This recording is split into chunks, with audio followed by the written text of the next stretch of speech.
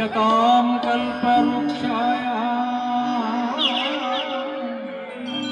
नमतां कामधेनुवे नमतां कामधेनु ಕನ್ನಡದ ನಾಟ್ಯ ಕಲೆಯು ಬೆಳಗಲಿ ಕನ್ನಡದ ನಾಟ್ಯ ಕುಸುಮ ಅರಳಲಿ ಶ್ರೀ ಗುರು ಪುಟ್ಟರಾಜ ಗುರುಗಳ ಶ್ರೀ ನಂಜುಂಡೇಶ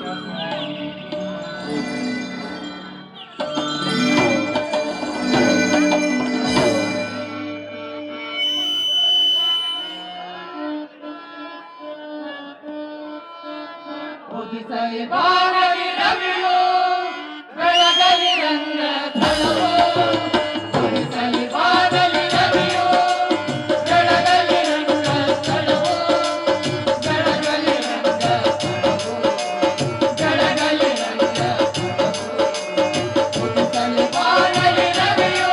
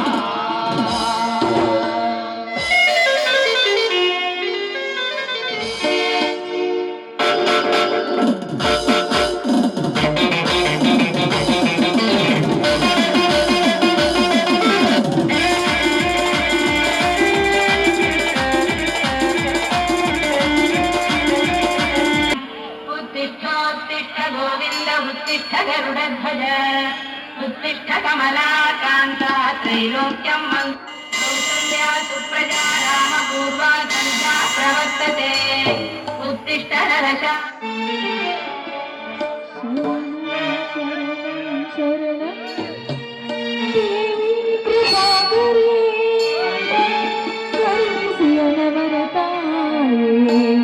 ತಾಯಿ ಶ್ರೀ ಗೌರಿ ಕರುಣಿಸಿ ಅನವರ ತಾಯಿ ತಾಯಿ ಶ್ರೀ ಗೌರಿ ಶರಣಂ ಶರಣಂ ಶರಣಂ ದೇವಿ ಕೃಪಾಕರಿ ಶರಣಂ ಶರಣಂ ಶರಣಂ ದೇವಿ ಕೃಪಾಕರಿ ಕರುಣಿಸಿ ಅನವರ ತಾಯಿ ತಾಯಿ ಶ್ರೀ ಗೌರಿ ಕರುಣಿಸಿ ಅನವರ ತಾಯಿ ತಾಯಿ ಶ್ರೀ ಗೌರಿ ಶರಣಂ ಶರಣಂ ಶರಣಂ ದೇವಿ ಕೃಪಾಕರಿ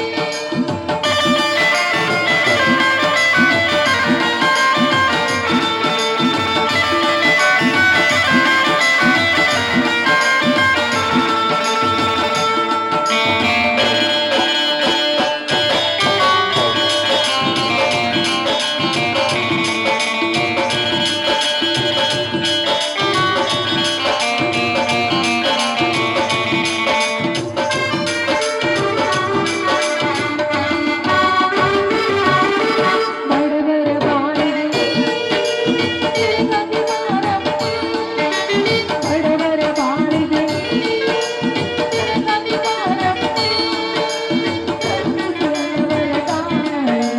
ತಾಯಿ ಶ್ರೀ ಗೌರಿ ತಾಯಿ ಶ್ರೀ ಗೌರಿ ಶರಣಂ ಶರಣಂ ಶರಣಂ ದೇವಿ ಕೃಪಾಕರಿ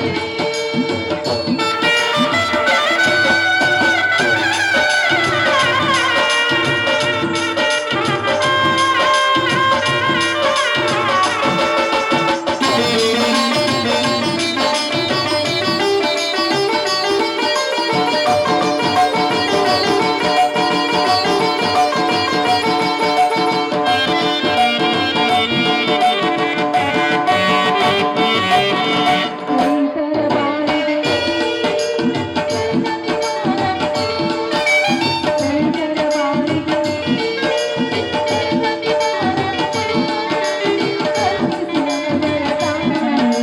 ತಾಯಿ ಶ್ರೀ ಗೌರಿ ತಾಯಿ ಶ್ರೀ ಗೌರಿ ಶರಣಂ ಶರಣಂ ಶರಣಂ ದೇವಿ ಕೃಪಾಕರಿ ದೇವಿ ಕೃಪಾಕರಿ ದೇವಿ ಕೃಪಾಕರಿ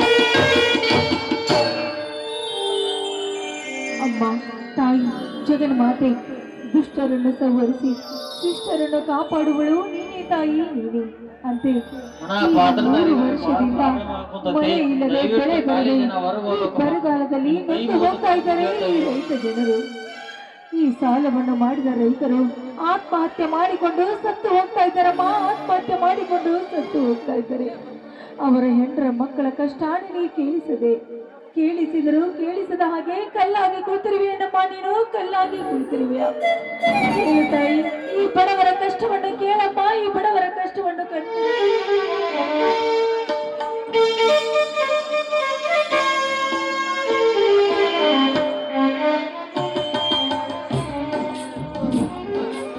ಗೌರಿ, ಕರ್ಮ ತುಂಬಿದ ಕಲಿಯುಗದಲ್ಲಿ ಬಡವರಿಗೆ ಕಷ್ಟವನ್ನು ಕೊಟ್ಟು ದಯಾ ದಾಕ್ಷಿಣ್ಯವನ್ನು ತುಂಬಿ ಸಂಸಾರ ಎಂಬ ರೈತ ಬಾಳ ನೌಕೆಯಲ್ಲಿ ಸಾಗರದಲ್ಲಿ ತೇಲಿಬಿಟ್ಟು ಇತ್ತ ಕಡೆ ಮುಣಗಸದೆ ಅತ್ತ ಕಡೆ ದಡ ಸೇರದೆ ಕಷ್ಟ ಎಂಬ ಬೋರ್ ಕರೆಯುವ ಅರ್ಥಕ್ಕೆ ಈ ಅನ್ನದಾತನನ್ನು ಸಿಲುಕಿಸಿ ಕಣ್ಣೀರಿನಲ್ಲಿ ಕೈ ತೊಳೆಯುವಂತೆ ಮಾಡಿದ್ದಾಳೆ ಆ ನಿನ್ನ ತಾಯಿ. ಅಂದಾಗ ರೈತರಿಗೆ ನೆಮ್ಮದಿಯಲ್ಲಿದೆ. ಹಾ ಗೌರಿ, ಈ ದುಡ್ಡನ್ನು ಒಳಗಡೆಗೆ ಇಡು. ಏನ್ರಿ ಇದು? ಇಷ್ಟೊಂದು ದುಡ್ಡು ಎಲ್ಲಿಂದ ತಂದ್ರಿ? ಹೇಗೆ ತಂದ್ರಿ ಸ್ವಾಮಿ? ಈದೇನು ಗೌರಿ ಹೀಗೆ ಕೇಳುತ್ತೀಯ? ಮುಂಗಾರು ಮಳೆ ಬೀಳುವುದರ ಒಳಗಾಗಿ ಬೀಜ ಗೊಬ್ಬರ ತರಬೇಕಲ್ಲ, ಅದಕ್ಕಾಗಿ ಆ ಬ್ರಹ್ಮನ ಹತ್ತಿರ ಬಡ್ಡಿ ಹಾಕಿ ದುಡ್ಡು ತಂದಿರುವೆ. ಸಾಲ ಮಾಡಿ ಯಾಕೆ ಈ ಹಣವನ್ನು ತಂದ್ರಿ? ಬಡ್ಡಿಗಿಂತ ತಾಯಿ ಮಗಳು ದೊಡ್ಡವಳು ಅನ್ನುವಾಗೆ ಈ ಸಾಲದ ಭಾರ ನಮಗೆ ಏಕೆ ಬೇಕಾಗಿತ್ತು ಸ್ವಾಮಿ, ನಮಗೆ ಏಕೆ ಬೇಕಾಗಿತ್ತು? ಗೌರಿ, ನಿಯಕಿನಿಂದ ಮಾಡಿದ ಸಾಲವನ್ನು ತನ್ನ ಹೊಲವನ್ನಾದರೂ ಮಾರಿ ಮುಟ್ಟಿಸುವ ರೈತನಿಗೆ ಯಾವ ಹಲ್ಕ ನನ್ನ ಮಕ್ಕಳು ಹಾಗೆ ಸಾಲ ಕೊಡಲ್ಲ. ಅಂದಾಗ ರೈತನು ನಡೆದುತ್ತಿರುವ ಹಲ್ಕಾರ್ ಜನರೇ ತುಂಬಿರುವ ಈ ಸಮಾಜದಲ್ಲಿ ನಮ್ಮಂತ ಬಡವರಿಗೆ ಹಾಗೆ ಯಾರು ಕೊಡ್ತಾರೆ ಗೌರಿ ದುಡ್ಡನ್ನ? ಬಡ್ಡಿಯಾಗಿ ಆದ್ರೆ ಮಾತ್ರ ಕೊಡ್ತಾರೆ. ಈ ವಿಷಯ ನಂದೀಶನಿಗೆ ಹೇಳಬೇಡ. ಗೊತ್ತಾಯ್ತು ಬಿಡ್ರಿ, ಈ ಬಡ್ಡಿಗೆ ಈ ರೈತ ಇಡೀ ದಿನ ದುಡಿಯುವುದೇ ಆಯ್ತು ಅಂತ ನನಗೆ ಅನಿಸ್ತಾ ಇದೆ. ಹೋಗ್ಲಿ ಬಿಡಿ, ಇಂದು ಹೊಸ ವರ್ಷ, ನಿಮಗೋಸ್ಕರ ಒಳಗಡೆ ಸಿಹಿ ಅಡಿಗೆ ಮಾಡಿದ್ದೇನೆ, ಹೊಟ್ಟೆ ತುಂಬ ಊಟ ಮಾಡಿದಂತೆ ಬನ್ನಿ. ಊಟ ಯಾರಿಗೆ ಬೇಕು ಚಿನ್ನ? ಈ ದಿನ ಈ ಸಂಜೆಯಲ್ಲಿ ಮಧುರವಾದ ಒಂದು ಗಾನ ಹೊರಹೊಮ್ಮಿ ಬಂದರೆ ಸಾಕು. ಆಯ್ತು ನನ್ನ ರಸಿಕ ರಾಜ, ನಿಮ್ಮ ಆಸೆಯಂತೆ ಆಗಲ್ಲ. ನನ್ನೊಳಗೆ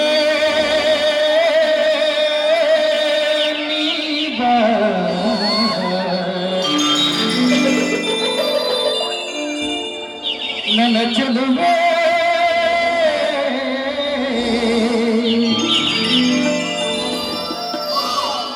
ಬಡಿ ಬಾರೆ,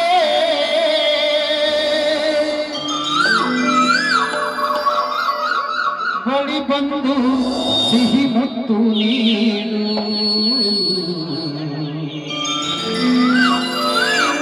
ಸಿಹಿ ಮುತ್ತಿನ ಕಾಣಿಕೆ ಬಾರೆ ನನ್ನ ಸನಿಹಕ್ಕೆ.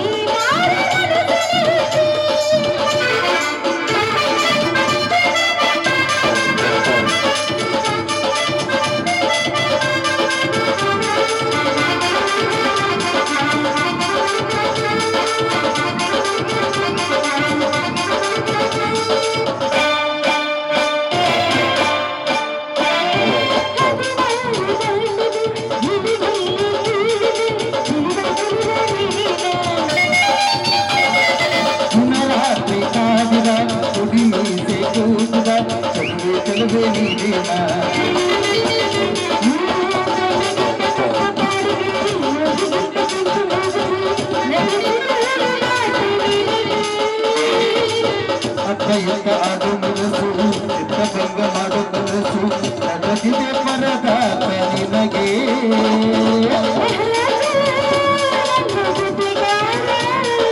ಮಹಾರಾಣಿ ನನ್ನ ಬುದ್ಧಿಗಾತಿ ಸುದ್ದಿ ಹಾವಿನಂತೆ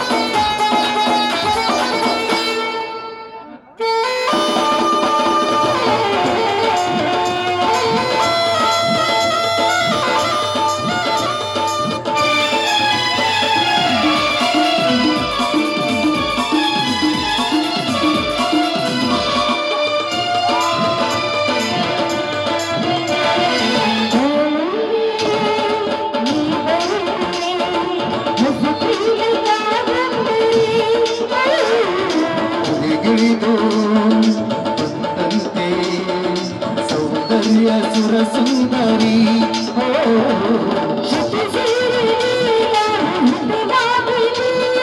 ಸುರಲೋಕದ ಸುತನ ಮಗಾಗಿದೆ ಎದೆ ಕೋಗಿಲೆ ಇದು ಹಾಡಿದೆ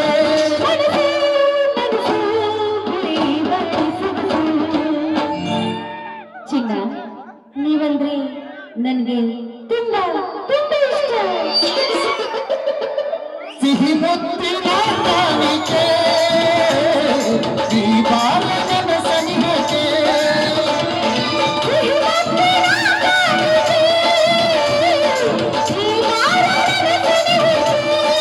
ಈ ಬಾಲಕನ ಸನಿಹಕ್ಕೆ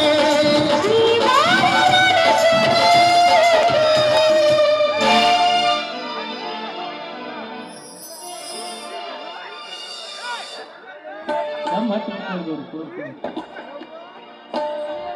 ಹೌದು, ನಂದಿಸೆಯಲ್ಲಿ ಕಾಣ್ತಾನೆ ಇಲ್ವಲ್ಲ?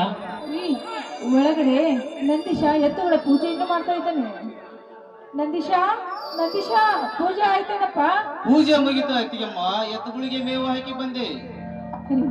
ನೋಡಿದ್ರಿ ನನ್ನ ಮೈದನ ಸಾಕಷ್ಟು ಶಾಲೆಯನ್ನು ಕಲಿತು ಅವನು ಒಂದು ಸರ್ಕಾರಿ ನೌಕರಿಯನ್ನು ಮಾಡುವುದನ್ನು ಬಿಟ್ಟು ಈ ಭೂಮಿ ತಾಯಿಯ ಸೇವೆಯನ್ನು ಮಾಡಿ ಈ ಮಣ್ಣಿನ ಮಗನಾಗಿ ಕೆಲಸವನ್ನು ಮಾಡ್ತಾ ಇದ್ದಾನೆ ನನ್ನ ಮೈದನ. ನನ್ನ ಮೈದನನ್ನು ನೋಡಿ ಕಲಿಯಬೇಕು, ಜನಾಂಗದ ಮೈದನನ್ನು ನೋಡಿ ಕಲಿಯಬೇಕು. ಶಾಲೆ ಕಲಿತ ಮಾತ್ರಕ್ಕೆ ಕೃಷಿ ಕೆಲಸ ಮಾಡಬಾರದೆಂದು ಯಾವ ಪುರಾಣದಲ್ಲೂ ಹೇಳಿಲ್ಲ, ಯಾವ ಕಾನೂನಲ್ಲೂ ಬರದಲ್ಲ. ವ್ಯವಸಾಯ ಮಾಡೋದ್ರಲ್ಲಿ ತಪ್ಪೇನಿದೆ ತಪ್ಪೇನಿದೆ? ಮೈದನ ನಿನ್ನಂತವನನ್ನು ನೋಡಿ ಈ ಕಲಿಯುವ ಜನ ಕಲಿಬೇಕಪ್ಪ.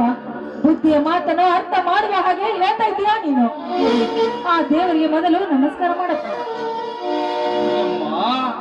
ಯಾವುದು ದೇವರು? ಪೂಜೆ ನೂರು ದೇವರ ಪೂಜಿಸುವುದಕ್ಕಿಂತ ನಿನ್ನ ಹೆತ್ತ ತಂದೆ ತಾಯಿಯರನ್ನು ಪೂಜಿಸು. ಆ ದೇವರಿಗೆ ಒಬ್ಬ ಜನ್ಮ ಕೊಟ್ಟಿದ್ದ ತಂದೆ ತಾಯಿರನ್ನೊಂದು ಮಾತ್ರ ಮರೆಯಬೇಡಮ್ಮ, ಮಾತ್ರ ಮರೆಯಬೇಡ. ಅಣ್ಣ ಅತ್ತಿಗೆ ಎಲ್ಲ ನೀವೇ ನನಗೆ ಆಶೀರ್ವಾದ ಮಾಡಿ. ಎದ್ದೇಳಪ್ಪ ನಂದೀಶ, ಆ ಗುಬ್ಬಿ ನಂಜುಂಡೇಶ್ವರ 106 ವರ್ಷ ಕಾಪಾಡಲಿ. ಮೈದುನ ಮೊದಲು ಆ ದೇವರಿಗೆ ನಮಸ್ಕಾರ ಮಾಡಿ ಪ್ರಸಾದ ತೆಗೆದುಕೊಂಡು. ಪ್ರಸಾದ ಯಾವುದಮ್ಮ? ದೇವರ ಪ್ರಸಾದ ಇದು. ಪ್ರಸಾದವಲ್ಲಮ್ಮ, ಪ್ರಸಾದವಲ್ಲ. 10 ತಿಂಗಳ ಗಾಳಿ ಮಳೆ ಬಿಸಿಲಲ್ಲಿ ದುಡಿಯುವ ಅನ್ನದಾತ ಅನ್ನ ಕೊಟ್ಟ ಪ್ರಸಾದವಿದು. ಹೇಗೆ ಕೊಡಲಿಕ್ಕೆ ಸಾಧ್ಯವಮ್ಮ? ಅನ್ನ ದೇವರು ಕೊಟ್ಟ ಅನ್ನ ಪ್ರಸಾದ.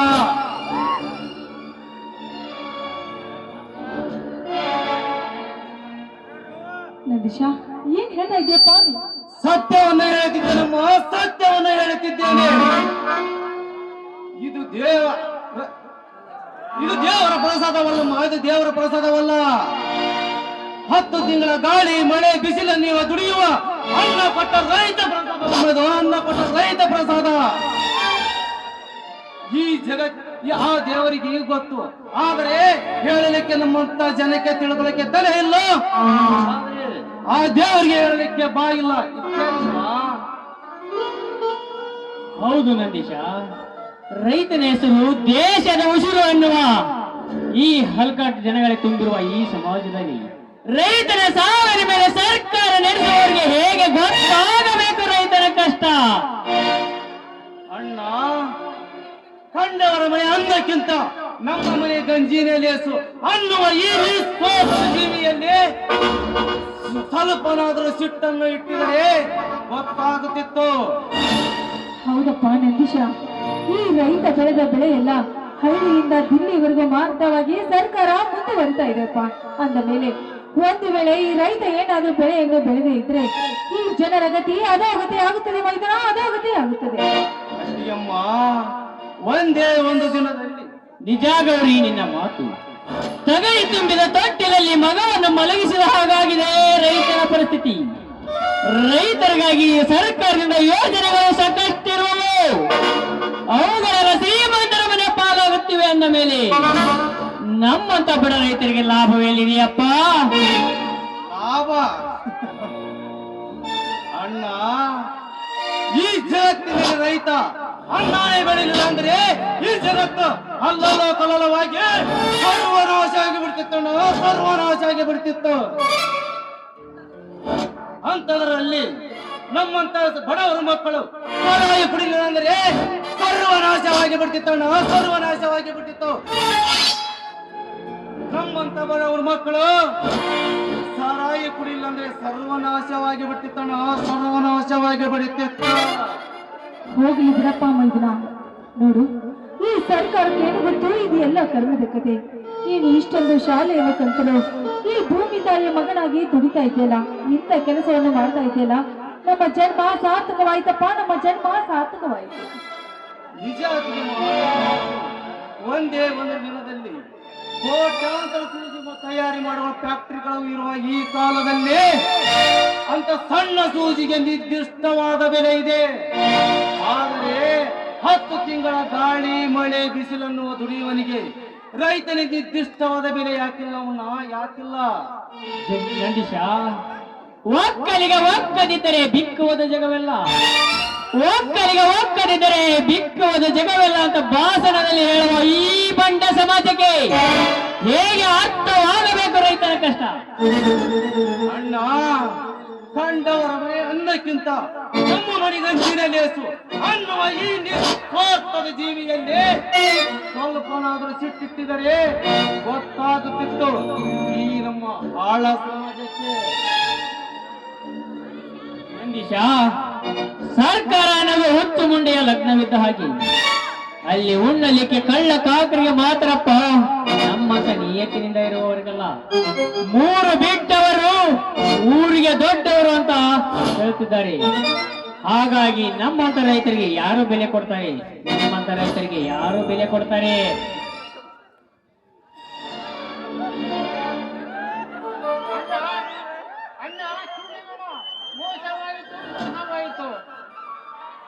ಕೈಗೆ ಬಂದ ತುತ್ತು ಬಾಯಿಗೆ ಬಂದಂಗಾಯ್ತಣ್ಣ, ಮೋಸವಾಯಿತು. ಬಸಪ್ಪ,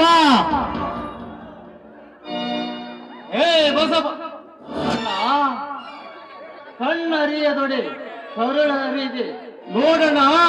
ನಾವಿಬ್ಬರು ಒಂದೇ ತಾಯಿ ಹೊಟ್ಟಿನಲ್ಲಿ ಜನಿಸಿ ಬಂದವರು ಅನ್ನೋದು ಮಾತ್ರ ಮರೆಯಬೇಡ. ನಿನ್ನ ಮುಖ ನೋಡಿದ್ರೆ ಗೊತ್ತಾಗುತ್ತದೆ ಏನೋ ಆಗಿದೆ ಅಂತ. ಬಸಪ್ಪ, ಏನಾಗಿದೆ ಅಂತ ಹೇಳು.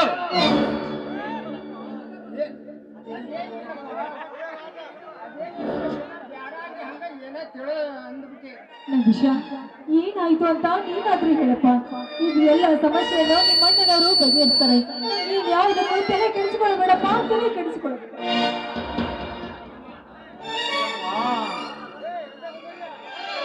ನಿನ್ನೊಂದು ಮರು ಮಾತನಾಡಿದರೆ ಈ ನಂದೀಶನ ಮೇಲೆ ಆಣೆ. ಸತ್ಯ ಏನೊಂದು ಹೇಳಿದ್ರೆ ಈ ನಂದೀಶನ ಮೇಲೆ ಆಣೆ. ನಂದೀಶ, ಹೌದಣ್ಣ, ಹೌದು. ನಿಮ್ಮಂತ ರೈತರು ಈ ನಮೂನಿ ತಾಳ್ಮೆ ತೆಗೆದುಕೊಂಡಿದ್ದಕ್ಕೆ ತಲೆ ಮೇಲೆ ಬಂದು ಕುಳಿತುಕೊಂಡಿದ್ದಾರೆ ಸಮಾಜದ ಬಂಧ ಪುಂಡರು. ಅಂದಾಗ ತಾಳ್ಮೆ ಎನ್ನುವ ಜಾಗದಲ್ಲಿ ಸ್ವಲ್ಪನಾದರೂ ಸಿಟ್ಟನ್ನು ಇಟ್ಟಿದರೆ ಸರಿಯಾಗಿ ಬಿಡುತ್ತಿತ್ತು.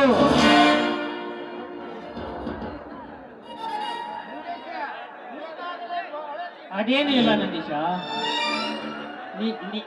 ಅದೇನಿಲ್ಲ ನಂದೀಶ. ಮುಂಗಾರು ಮಳೆಗೆ ಹಚ್ಚಬೇಕಾದ ಮೆಣಸಿನ ಬೀಜ ಒಳಗೆ ಅರವೆದ್ದರೆ ಮಳೆಗೆ ಒಡೆಯನ್ನು ಬಿಟ್ಟು ಕೊಳಿತು ಹೋಗಿದ್ದಾವೆ. ಬೀಜ ಹಾಕಿದ ರೈತರೆಲ್ಲ ಕಂಗಾಲಾಗಿ ಕಣ್ಣೀರಿಡುವ ಪರಿಸ್ಥಿತಿ ಬಂದಿದೆಯಪ್ಪ, ಕಣ್ಣೀರಿಡುವ ಪರಿಸ್ಥಿತಿ ಬಂದಿದೆ. ಹೌದು ನಂದೇಶ, ಬ್ಯಾಡಾದ ರೈತನಿಗೆ ಗಾಯದ ಮೇಲೆ ಬರಿಯಾದಂತಾಗುತ್ತದೆ. ಅಣ್ಣ, ಕೊಳೆತು ಹೋದ ಆ ಕಳಪೆ ಬೀಜ ಕೊಟ್ಟ ಮಾಲೀಕ ಯಾವನೇ ಆಗಿರಲಿ ಅವನ ಕೈಗಳನ್ನು ಕತ್ತರಿಸಿ ಈ ಸಮಾಜಕ್ಕೆ ಹೇಳುವೆ. ಅವ ಕಳಪೆ ಬೀಜ ಕೊಟ್ಟ ಮಾಲೀಕ ಯಾವನೇ ಆಗಿರಲಿ, ರೈತ ಕೊಟ್ಟ ಶಿಕ್ಷೆ ಅಂತ ಎಲ್ಲರಿಗೂ ಗೊತ್ತಾಗಬೇಕು. ಪರಿಹಾರ ನಂದೀಶ, ಪರಿಹಾರ ಅನ್ನೋದು ರೈತರ ಕೂಗಿಗೆ ಒರೆಸುವ ತುಪ್ಪವಿದ್ದ ಹಾಗೆ.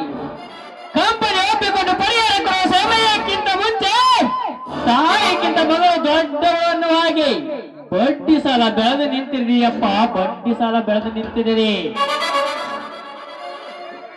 ಹಾಗೆಂದ್ರೆ ಮಾತ್ರಕ್ಕೆ ಕಷ್ಟಪಟ್ಟ ದುಡಿಯುವ ರೈತರಿಗೆ ನ್ಯಾಯನೇ ಇಲ್ಲ ಅಂತೀರಣ್ಣ. ನ್ಯಾಯ ನ್ಯಾಯ ಎಂಬುದು ನಾಯಿಯಾಗ ಶ್ರೀಮಂತರ ಮನೆಯ ಕಾವಲು ಕಾಯುತ್ತಿರುವಾಗ ನಮ್ಮಂತ ಬಡವರಿಗೆ ಎಲ್ಲಿಂದ ಸಿಗ್ಬೇಕಪ್ಪ ನ್ಯಾಯ?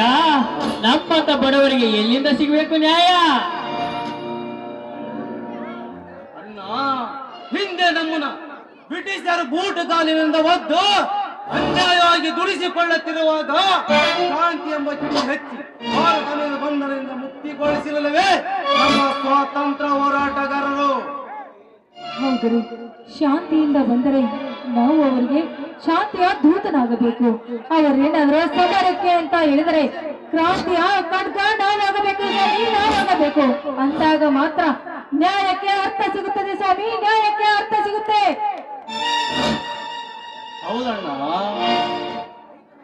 ನಮ್ಮ ಜೀವನ ಜೊತೆ ಆಟ ಆಡಿ ಬೆತ್ತಲಿಕೆ ಆಕಳಿಕೆ ಬೀಜ ಕೊಟ್ಟ ಅಧಿಕಾರಿಗಳನ್ನು ಕಟ್ಟಿ ಹಾಕಿ ಬಾರ್ಕೋಲಿನಿಂದ ಬಾರಿಸಿದರೆ ಕಟ್ಟಂತ ಹೇಳುತ್ತಿದ್ದ ಕೊಟ್ಟಂತ ಮಾಲೀಕನ ಹೆಸರು. ನಂದಿಶ, ನಿಂತ್ಕೊಳ್ಳಪ್ಪ.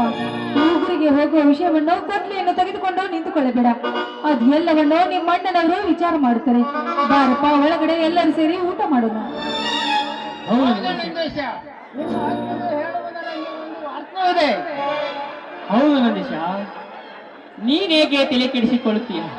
ನಾನು ನಾಳೆ ಎಲ್ಲ ರೈತರನ್ನು ಕರೆದುಕೊಂಡು ಹೋಗಿ ಪಂಚಾಯಿತಿಯಲ್ಲಿ ಸೇರಿಸಿ ವಿಚಾರ ಮಾಡುತ್ತೇನೆ. ತಪ್ಪು ಮಾಡಿದವನು ಒಪ್ಪಿಕು, ತಪ್ಪಿ ಮಾಡಿದವನು ಶಿಕ್ಷೆ ಅನುಭವಿಸಲೇಬೇಕು. ನಾಳೆ ನಾನು ಎಲ್ಲ ರೈತರನ್ನು ಕರೆದುಕೊಂಡು ಹೋಗಿ ಪಂಚಾಯಿತಿಯಲ್ಲಿ ವಿಚಾರಿಸುತ್ತೇನೆ. ನೀನೇಕೆ ತಲೆ ಕೆಡಿಸಿಕೊಳ್ತೀಯ? ಗೌರಿ, ನೀನು ಇವರಿಬ್ಬರಿಗೂ ಊಟ ಕೊಡಿಸು ನಡಿ. ನಂದಿಶ, ಆಯ್ತು ನಡೆಯಪ್ಪ, ಒಳಗಡೆ ಊಟ ಮಾಡಿರಂತೆ, ಬನ್ನಿ. ಆಯ್ತು ಬಾರಮ್ಮ. ಏ ನರಸಿಂಹ, ಕಳ್ಳ ಓಟಿನ ಆಶೆಗಳನ್ನು ಸುಳ್ಳ ಕಂಪನಿ ಮುಖಾಂತರ ಸಾಮಾನ್ಯ ಜನರ ಜೀವನದ ದಾಟಾಡುವ ಸಿಕ್ಕಾಗಿ ಮುಗಿಯಿತು ನಿನ್ನ ಅಟ್ಟಹಾಸ. ನಿನ್ನ ಅಟ್ಟಹಾಸವನ್ನು ಮೆಟ್ಟಿ ನಿಲ್ಲದ ಗಾಯದಲ್ಲಿ ಶಿವಲಿಂಗ ಹುಟ್ಟಿ ಬಂದಿರುವುದಲ್ಲ ನಿನ್ನ ಸರ್ವನಂತಕ್ಕೆ. ಏ ನರಸಿಂಹ, ನಾನೇ ಸರ್ಕಾರ, ನನ್ನಿಂದಲೇ ನ್ಯಾಯ ಎಂದು ಮೆರೆಯುತ್ತಿರುವೆಯಲ್ಲ, ನಾಳೆ